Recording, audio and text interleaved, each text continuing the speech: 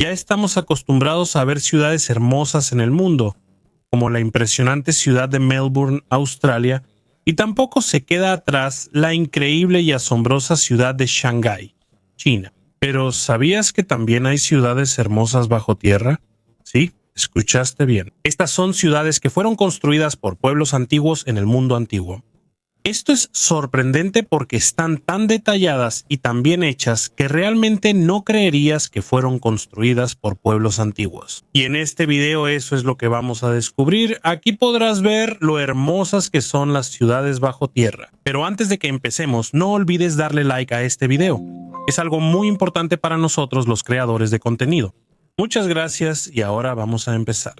Lo primero en nuestra lista es Orbito Underground.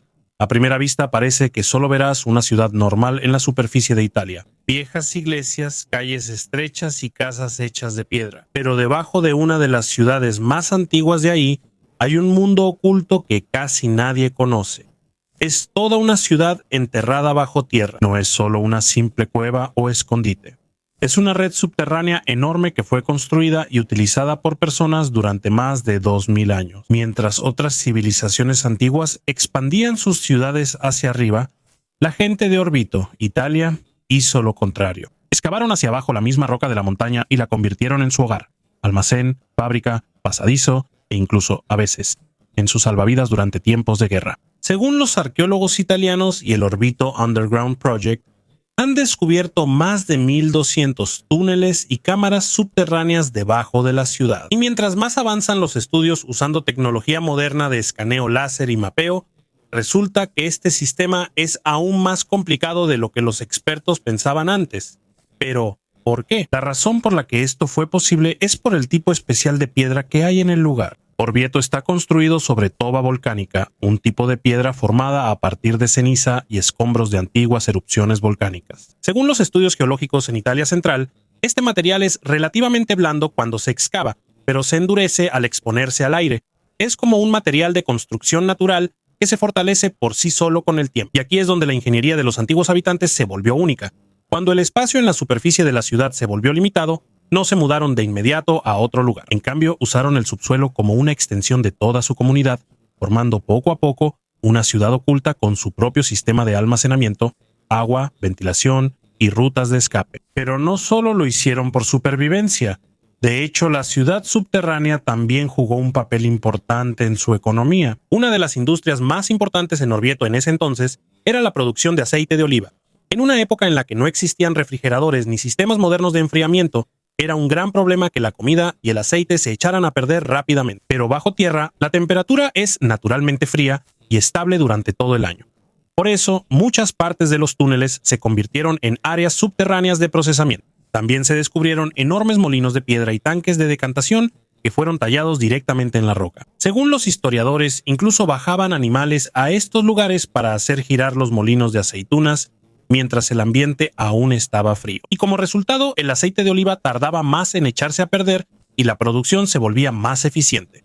No solo eso, también había habitaciones especiales para criar palomas. A primera vista parece extraño, pero esto era muy importante en aquel entonces. Debido a que la tierra cultivable en la cima de la montaña era limitada, necesitaban tener una fuente alternativa de alimento que no requiriera mucho espacio. Por eso construyeron cámaras subterráneas para palomas con cientos de pequeños agujeros en las paredes. Aquí es donde las aves ponen sus huevos y viven. También hay pequeñas aberturas que dan hacia el acantilado para que las palomas puedan entrar y salir, mientras están protegidas contra los depredadores. En pocas palabras, es como si tuvieran su propio sistema subterráneo de abastecimiento de alimentos. Pero una de las razones más importantes por las que esta ciudad subterránea se volvió tan avanzada es el agua. Mucho antes de la llegada de los romanos, ya eran conocidos los etruscos, la primera civilización antigua que habitó el lugar. Con su ingeniería hidráulica, construyeron túneles de drenaje estrechos llamados coniculi para controlar el agua subterránea y la lluvia. Según los historiadores, esto era muy importante porque el exceso de agua podía causar el colapso debajo de la ciudad. Por eso, toda la red subterránea tenía una pendiente y canales cuidadosamente diseñados para sacar el agua de manera segura lejos de las estructuras. Hasta hoy, Orvieto aún utiliza algunos de esos antiguos sistemas de drenaje. Pero llegó un momento en que la amenaza para la ciudad se volvió más seria. En el siglo XVI, después de la invasión de Roma, en el año 1527, El Papa Clemente VII temió que Orvieto también pudiera ser sitiada. Por eso mandó construir uno de los proyectos de ingeniería más impresionantes bajo la ciudad, el Pozo de San Patricio. A primera vista parece un pozo común y corriente, pero cuando bajas al interior te das cuenta de que en realidad es una obra maestra de la ingeniería, increíblemente profunda. Tiene más de 60 metros de profundidad y cuenta con 2 rampas en espiral separadas que giran hacia abajo y hacia arriba. Lo curioso es que los 2 caminos nunca se cruzan. Esto se hizo para que el flujo de animales y personas que recogen agua sea continuo. Un camino es para bajar, el otro para subir.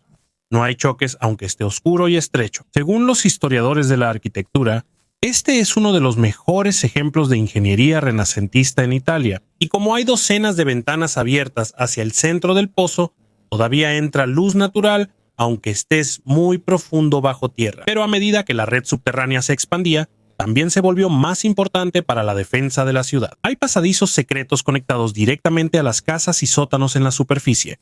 Algunos llegan hasta el fondo del valle, al pie de la montaña. Cuando hay una invasión o un asedio, los residentes pueden desaparecer sin que el enemigo lo note de inmediato. Hay algunos túneles que son tan estrechos y laberínticos que una sola persona puede defenderlos contra un grupo más grande de invasores. Y aquí es donde puedes ver qué tan práctica era la forma de pensar de los antiguos ingenieros.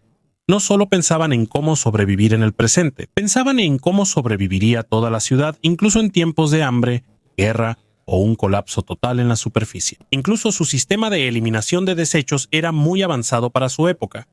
Había fosas subterráneas que se usaban como vertederos de basura en la Edad Media, pero como estuvieron selladas durante muchos siglos, se convirtieron en un tesoro para los arqueólogos de hoy. Dentro de los antiguos hoyos, los investigadores encontraron cerámica preservada, herramientas, comida y diferentes objetos que usaban las personas en ese entonces. Gracias a esto, los expertos entendieron mejor cómo vivían los residentes de Orvieto desde el periodo medieval hasta la era del Renacimiento. Según los estudios, resulta que aunque la ciudad subterránea parecía aislada, seguía conectada a una red comercial mediterránea más amplia en ese entonces. Y todo el complejo subterráneo se volvió aún más misterioso cuando en los últimos años se utilizó tecnología moderna de lidar y escaneo láser. Los investigadores descubrieron que en algunas partes de la ciudad la capa de roca entre los túneles era extremadamente delgada. A veces, la roca tenía solo unos cuantos centímetros de grosor. Eso significa que los constructores de antes sabían dónde estaban y dónde estaban excavando los otros grupos, aunque no tuvieran radares modernos ni computadoras. Aún más sorprendente, hay secciones que fueron hechas intencionalmente delgadas para que se pudieran romper fácilmente en caso de emergencia. Es como decir que es una versión antigua de la planificación modular de ciudades, y aquí es donde la verdadera historia de Orvieto se vuelve más clara. No es solo una colección aleatoria de cuevas, es una civilización subterránea cuidadosamente planificada. Mientras que otras ciudades en ese entonces dependían de muros altos para su protección, la gente aquí usó el subsuelo como su defensa, sistema de almacenamiento, línea de vida y civilización de respaldo. En la superficie hay plazas, iglesias y una vida ordinaria, pero bajo sus pies hay otra ciudad que ha estado funcionando silenciosamente durante muchos siglos. Y hasta hoy, gran parte de esto todavía no es completamente comprendido por el mundo moderno. Ahora vayamos a Naor's Underground Tunnel. Si en Orvieto se usó el subsuelo para negocios, comida y una inteligente planificación urbana, la historia es diferente en el norte de Francia. Aquí, en el tranquilo pueblo de Naor, la ciudad subterránea no se construyó para que la gente se hiciera rica. Se construyó para que no muriera. En la superficie solo verás una provincia ordinaria. Casas, campos, árboles y caminos tranquilos. Pero debajo de esto hay un mundo oculto que parece una versión de emergencia de todo el pueblo. Según el sitio oficial de Cité Souterrain de Naor, la ciudad subterránea llegó a tener 28 galerías y casi 300 habitaciones. En su punto máximo se dice que puede esconder a miles de personas de los ejércitos invasores. Y lo más impresionante de esto es que no fue construido por reyes ni emperadores. Esto fue hecho por gente común. Campesinos, familias, personas que estaban cansadas de las guerras constantes en la superficie. Durante la Edad Media hasta el siglo XVII, la región de Picardía solía ser un lugar de constantes conflictos. Había soldados, saqueadores y ejércitos invasores que pasaban por las aldeas. Cuando llegaban, podían quemar las casas, llevarse la comida o poner en peligro a toda la familia. Por eso, la gente de Naors ideó un plan extremo. Cuando la superficie se volvía peligrosa, todo el pueblo desaparecía bajo tierra. Había cuartos para las familias, lugares para los animales, almacenes para la comida. También había capillas para rezar. Había espacios comunales donde la gente podía reunirse mientras esperaban a ver si era seguro regresar a la superficie. No era solo un escondite para pasar una noche. Este es un refugio subterráneo que puede sostener la vida por mucho más tiempo. Como la piedra en el lugar es de piedra caliza y tiza, es más fácil de excavar que las piedras más duras. Pero también hay peligros. Si se excava mal, el techo puede colapsar. Por eso notarás que muchas partes en el interior tienen techos redondeados. No es solo por diseño. Esto es para soportar la presión del suelo encima. El peso se distribuye de manera más uniforme, así que las habitaciones son más seguras. Parece simple, pero la lógica es profunda. Es como si no solo estuvieran cavando. Estudiaron el comportamiento de la piedra, y como muchas personas podrían esconderse aquí, también necesitaban aire. No podían mantener todo cerrado porque se quedarían sin oxígeno, especialmente si hay fuego, comida y animales adentro. Por eso hicieron conductos de ventilación, agujeros conectados a la superficie para que entre el aire y salga el humo. Pero no deben ser obvios, porque si el enemigo ve que sale humo del suelo, sabrán dónde se esconden las personas. Por eso, los conductos de aire y humo se ocultaron cuidadosamente. Algunos salen en lugares que no son fáciles de notar, como en el bosque o cerca de estructuras existentes en la superficie. En pocas palabras, toda la ciudad subterránea fue diseñada para poder respirar sin ser detectados. Imagina la escena. Arriba pasa un soldado. El pueblo está en silencio. Parece que no hay gente, no hay niños, no hay animales, no hay luz. Pero bajo tierra está toda la comunidad. Cocinan, rezan, cuidan animales y esperan a que pase el peligro. Son como un pueblo que fue tragado temporalmente por la tierra. También hay fosas de almacenamiento para el grano y la comida. Esto es muy importante porque cuando hay una invasión, el primer objetivo de los enemigos es la comida. Si se llevan o queman la cosecha, todo el pueblo pasa hambre. Pero si tienes comida escondida debajo, tienes una oportunidad de sobrevivir aunque destruyan lo que está arriba. Aquí puedes ver lo práctico que es la ciudad subterránea de Naors. Esto no es fantasía, es un sistema de supervivencia. Aquí no solo se salva el cuerpo, también la cultura, la familia, los animales, la comida y la fe. Pero hay otro capítulo de los Naors que es más reciente y más emotivo. Durante la Primera Guerra Mundial, los soldados cerca del frente occidental también usaron los túneles. Según los investigadores, se encontraron miles de grafitis en las paredes de la ciudad subterránea. Muchos de estos fueron dejados por soldados británicos y australianos. Hay nombres, hay ciudades de origen, hay unidades militares, hay dibujos simples, hay mensajes, hay huellas de personas que no sabían si podrían regresar a casa. Según franztoulon.fr y los estudios arqueológicos sobre el sitio, se han registrado alrededor de 3.000 grafitis en Naors y muchos de estos están relacionados con los soldados que pasaron durante la Gran Guerra. Y aquí es donde el lugar se vuelve más sobrecogedor, porque los mismos túneles que antes servían como refugio para los aldeanos medievales contra los ejércitos invasores, también se convirtieron en lugar de descanso para los soldados modernos antes de volver una y otra vez al frente. Épocas diferentes, guerras diferentes, pero el mismo miedo. Buscar un lugar seguro cuando el mundo de arriba se vuelve peligroso. Incluso hubo investigadores que rastrearon algunos de los nombres en los grafitis y los vincularon con los registros de los soldados y sus familias. De repente las inscripciones en la piedra ya no son solo marcas, se convierten en voces. Son los últimos rastros de gente común que pasó por debajo de la tierra, cargando con el peso de la guerra.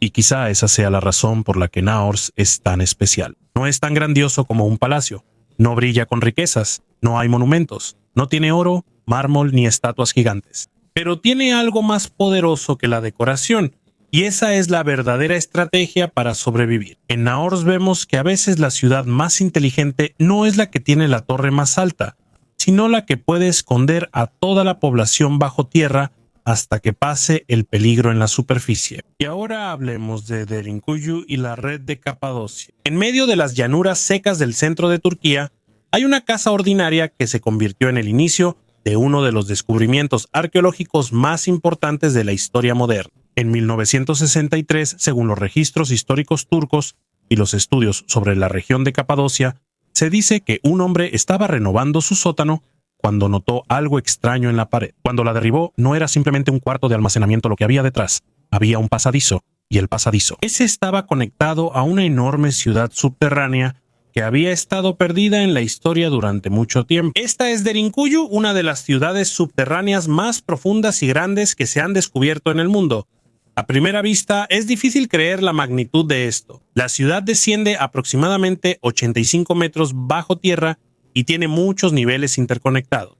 Según el Ministerio de Cultura de Turquía y la documentación de la UNESCO sobre Capadocia, miles de personas podían quedarse aquí junto con comida, agua y animales durante largos periodos de tiempo. Y aquí, el lugar se vuelve aún más sorprendente, porque no es solo un simple escondite. Es toda una ciudad que funciona incluso sin depender de la superficie. La razón por la que esto es posible es porque, una vez más, la naturaleza utilizó roca volcánica. La región de Capadocia está llena de toba volcánica, suave mientras se excava, pero resistente cuando se seca y se expone al aire. Durante muchos siglos, diferentes civilizaciones fueron expandiéndose poco a poco bajo tierra. Hay relatos según los cuales la excavación más antigua comenzó en la época de los frigios, mientras que según otros estudios hubo una gran expansión durante la era bizantina, especialmente en la época de los conflictos árabe-bizantinos. Eso significa que no fue solo una civilización la que lo hizo. Es como si el proyecto hubiera sido pasado de generación en generación. En cada época se añadía algo nuevo. Nuevos túneles, nuevas habitaciones, nuevas defensas. Y mientras más profundo entras en la ciudad, más encuentras. Puedes sentir que esto no fue hecho solo para esconderse por poco tiempo. En los niveles superiores puedes ver los lugares para el ganado. Hay establos tallados, comederos y espacio para los animales. Su organización es práctica. Cuando los animales están cerca de la entrada, es más fácil controlar el olor y sus movimientos. Además de eso, el calor corporal de los animales también ayuda a calentar los niveles superiores. De manera sencilla, usan el calor natural como una ventaja para sobrevivir. Mientras bajan a las partes más profundas de la ciudad, ahí es donde se encuentra el centro de la vida cotidiana. Hay cocinas comunales, hay áreas de producción de vino, hay prensas de aceite, hay cuartos de almacenamiento para grano y comida. Según los arqueólogos, está claro que el propósito de Derinkuyu no era solo sobrevivir, sino mantener una vida normal incluso cuando había problemas en la superficie. Aunque estaban bajo tierra, la comida, el trabajo, el estudio y la fe continuaban. También se descubrió una gran cámara religiosa que se usaba durante la era bizantina. Su diseño es como el de una iglesia en la superficie, pero está tallada directamente en la roca. Es como si quisieran llevar toda su civilización al mundo subterráneo. Pero la parte más famosa de Derinkuyu es su sistema de defensa. En diferentes partes de los túneles hay enormes puertas circulares de piedra que parecen ruedas gigantes de roca. Algunas de estas pesan cientos de kilos. Cuando hay peligro, se pueden rodar estas piedras para cerrar el paso. Y lo más impresionante es que solo se pueden abrir desde adentro. Aunque un enemigo logre entrar a un túnel, todavía se enfrentará a pasillos estrechos, callejones sin salida y una serie de enormes barreras de piedra. Es como un enorme laberinto subterráneo hecho para hacer perder tiempo y energía de cualquiera que intente atacar. Pero el problema más difícil en una ciudad subterránea no es la defensa, sino el aire y el agua. ¿Cómo vas a descansar bajo tierra si no tienes aire fresco? ¿Cómo sobrevivirán miles de personas si se acaba el agua? Aquí es donde los ingenieros modernos se impresionan aún más con Derinkuyu. En el centro de la ciudad hay un pozo de ventilación muy profundo que sirve como el principal pulmón de todo el complejo subterráneo. Desde aquí, el flujo de aire se distribuye a diferentes partes de la ciudad utilizando canales más pequeños. Y hasta ahora, según los visitantes e investigadores, el flujo de aire sigue siendo bueno en algunas de las partes más profundas de la ciudad. Eso significa que el diseño de ventilación antiguo todavía funciona incluso después de más de 1000 años. Pero su sistema de agua era aún más inteligente. La ciudad tiene un pozo central, pero no es solo un simple pozo abierto. El acceso al agua está controlado en diferentes niveles para que la gente de arriba no pueda alcanzarla fácilmente ni envenenarla. Esto es muy importante cuando la ciudad está bajo asedio. Mientras haya aire, agua y comida, los residentes pueden permanecer bajo tierra por mucho tiempo. Y aquí es donde entra una de las partes más misteriosas de la historia. Algunos investigadores comparan las ciudades subterráneas de Capadocia con los textos antiguos de la tradición zoroastriana, en particular con la historia sobre Yima y la Vara, un refugio subterráneo que supuestamente fue construido para salvar a las personas, animales y plantas de una catástrofe invernal extrema.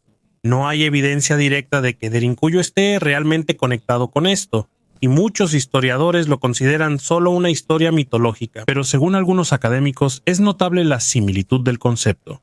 un refugio subterráneo autosuficiente diseñado para la supervivencia a largo plazo. Y mientras más se estudia Derinkuyu, más preguntas surgen. Por ejemplo, ¿a dónde fueron a parar los millones de toneladas de piedra excavadas del subsuelo? Porque si lo piensas, esto fue una excavación enorme. Pero casi no hay campos de escombros gigantes alrededor de la ciudad. Algunos investigadores tienen la teoría de que las rocas excavadas se dispersaron poco a poco en tierras de cultivo o se usaron en otros proyectos de construcción para que no se notara la verdadera magnitud de la red subterránea. Y si eso es cierto, significa que quienes lo hicieron estaban sumamente organizados. No fue un proyecto de unas cuantas personas nada más. Fue una operación coordinada a largo plazo que posiblemente duró muchas generaciones.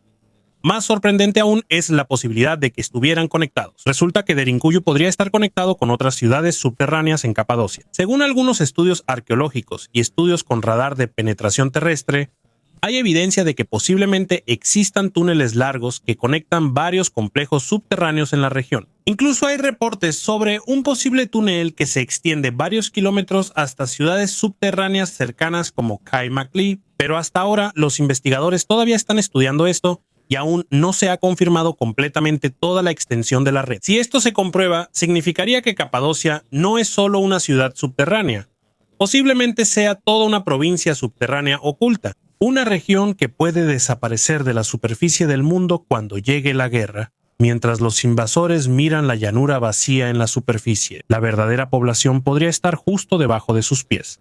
Y tal vez esa sea la razón por la que hasta ahora sigue siendo muy difícil entender completamente Derinkuyu. Porque esto no es solo un proyecto de ingeniería, es una evidencia de hasta dónde puede llegar el ser humano cuando la superficie del mundo no es segura para habitar. En el silencio de sus estrechas escaleras y oscuros túneles, puedes ver las huellas de una civilización dispuesta a dejar la luz del sol para sobrevivir bajo la roca.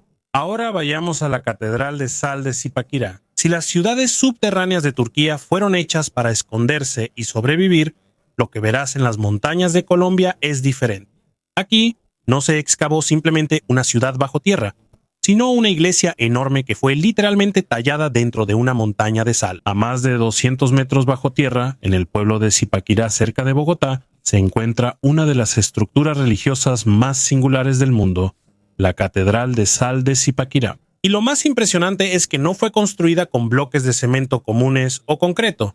La misma montaña fue convertida en iglesia. Al bajar por primera vez, no pensarías de inmediato que estás en una mina. Más bien, sientes que estás en otro mundo. Está oscuro, silencioso y el aire es frío. Y en cada túnel puedes ver enormes paredes de sal con colores extraños, textura de ceniza y cristal. Es como si estuvieras dentro de una roca gigante que aún está viva. Pero antes de que este lugar se convirtiera en una atracción turística y un sitio religioso, primero fue el centro de una de las industrias más importantes de la antigua Colombia. Antes de que llegaran los conquistadores españoles, la civilización muisca ya extraía sal en la región desde hace mucho tiempo. Según los registros históricos sobre el pueblo muisca, la sal era muy valiosa en ese entonces porque se usaba no solo para la comida, sino también para el comercio. De hecho, incluso la llamaban oro blanco porque gran parte de la riqueza de la Confederación Muisca provenía del comercio de sal. Mientras que otras civilizaciones luchaban por el oro, los muiscas se hicieron ricos gracias a la sal. Y a medida que la minería se hacía más profunda en la montaña, poco a poco también aumentaba el número de túneles bajo tierra. Cuando llegaron los españoles en el siglo XVI, expandieron aún más la operación. Convirtieron la montaña en un gran complejo minero industrial porque vieron lo valiosos que eran los depósitos de sal en el lugar. Pero el cambio más importante ocurrió con la llegada del siglo XX. Mientras los mineros trabajaban bajo tierra en condiciones muy peligrosas, empezaron a hacer pequeñas figuras de sal. Esto lo ponían en la pared de la mina para rezar antes de empezar a trabajar. Al principio era sencillo: una pequeña cruz, un pequeño espacio para orar, un lugar para pedir protección antes de bajar a los túneles oscuros y peligrosos. Pero con el tiempo, la idea fue creciendo cada vez más, hasta que en la década de 1950 comenzó el plan para construir toda una catedral subterránea dentro de la propia montaña de sal. Y aquí comenzó uno de los proyectos de ingeniería más complicados de Sudamérica, porque es difícil construir una estructura gigante dentro de una montaña de sal. El comportamiento de la roca de sal es diferente al de la piedra común. Según los estudios de ingeniería sobre las formaciones de hálita, la sal es muy resistente cuando está comprimida. Pero con el paso del tiempo también tiende a moverse y cambiar de forma debido a la presión de la montaña que tiene encima. Eso significa que aunque el entorno parezca sólido, la montaña se mueve lentamente como si estuviera viva. Por eso, cada cámara y pasillo en la catedral debe ser diseñado para soportar la presión geológica durante mucho tiempo. Notarás que muchos techos en el interior son altos y curvos. No es solo por estética. Se hicieron así para distribuir uniformemente el peso de la montaña alrededor de los túneles. En pocas palabras, no lucharon contra la presión de la montaña. La usaron para soportar toda la estructura. Y probablemente esa es la razón por la que hasta ahora la mayoría de la catedral sigue siendo estable, aunque hayan pasado décadas. Dentro del complejo hay una serie de túneles que parecen una ruta de peregrinación. Mientras caminas, pasarás por 14 capillas que representan las estaciones del Vía Crucis. Cada una tiene su propio diseño. Hay cruces gigantes, hay relieves tallados, hay iluminación dramática que resalta en las paredes de sal. Por eso el lugar se ve más cinematográfico, y mientras te adentras más en la catedral, sentirás aún más su extraña tranquilidad, porque la acústica dentro de las cámaras de sal también es diferente. A diferencia de una cueva común donde el eco es fuerte, las paredes de sal absorben el sonido. Por eso, la sensación adentro es pesada y silenciosa. Es como si la montaña se tragara cada ruido. Incluso el aire adentro es diferente. Según los estudios sobre el microclima de la mina, las paredes de sal absorben naturalmente la humedad. Por eso, el ambiente bajo tierra es más seco y estable. Por eso, el aire se siente diferente comparado con el de la superficie. Pero aunque la catedral parece permanentemente resistente, hay un gran problema que los ingenieros siguen monitoreando constantemente: la montaña misma. Porque a medida que pasa el tiempo, los depósitos de sal siguen moviéndose. La presión va comprimiendo poco a poco los espacios excavados dentro de la mina. En pocas palabras, la montaña poco a poco intenta recuperar el espacio que el hombre excavó. Por eso los ingenieros revisan regularmente la condición estructural de la catedral para asegurarse de que las cámaras y túneles sigan siendo seguros. Y aquí es donde Zipaquirá se vuelve aún más especial, porque no es una estructura subterránea abandonada. La montaña sigue viva y la minería sigue activa. Mientras miles de turistas y peregrinos visitan la catedral en los niveles superiores, la extracción industrial de sal continúa en las partes más profundas de la montaña. Eso significa que la religión, el turismo, la ingeniería y la minería coexisten al mismo tiempo dentro de una sola montaña. Y según los proyectos modernos de mapeo que utilizan lidar y radar de penetración terrestre, el público solo ha visto una pequeña parte de toda la red subterránea. Todavía hay cámaras gigantes ocultas debajo que quedaron de la antigua minería. Se dice que algunas de estas son tan grandes que pueden albergar edificios modernos enteros en su interior. Los investigadores también descubrieron túneles más antiguos que fueron excavados con mucho esfuerzo por la civilización muisca antes de la llegada de los explosivos modernos. Estos son más estrechos, más irregulares y siguen más de cerca las vetas de agua salada natural dentro de la montaña. Es como si pudieras ver por ti mismo la evolución de la minería desde la antigüedad hasta la era industrial moderna. En cada nivel de la montaña hay huellas de diferentes generaciones: mineros indígenas, operadores españoles, ingenieros modernos, trabajadores que convirtieron en iglesia un lugar que antes solo era una simple mina. Y quizá esa sea la lección más importante de Zipaquirá, que a veces el ser humano no solo excava montañas para obtener riquezas, a veces las excavamos para crear un lugar capaz de brindar esperanza, tranquilidad y fe, incluso bajo el peso del mundo que está encima. Ahora vayamos a las mezquitas de Mangistau. En la parte occidental de Kazajistán hay una región que parece de otro planeta. No hay árboles altos ni ciudades coloridas, solo acantilados completamente blancos, llanuras secas y vastos desiertos que parecen no tener fin. Esto es Mangistau. Y bajo esta tierra silenciosa hay un mundo oculto que no fue hecho para la guerra, la minería, ni para esconder comida.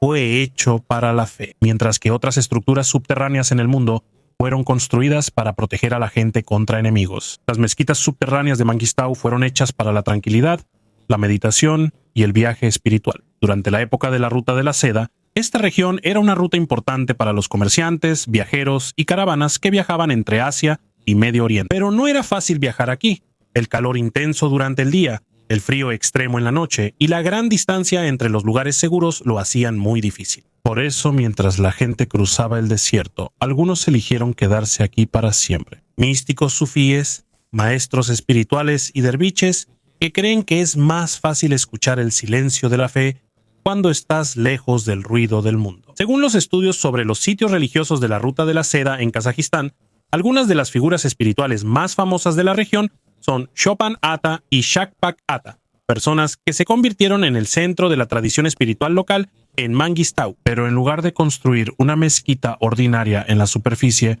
cavaron en la montaña misma. Directamente tallaron los acantilados de piedra caliza para crear salas de oración subterráneas y cámaras sagradas dentro de la roca. Y aquí es donde la arquitectura de Mangistau comienza a volverse única, porque no es simplemente una mezquita en una cueva. Algunas partes parecen una mezcla entre una cueva natural y una estructura diseñada.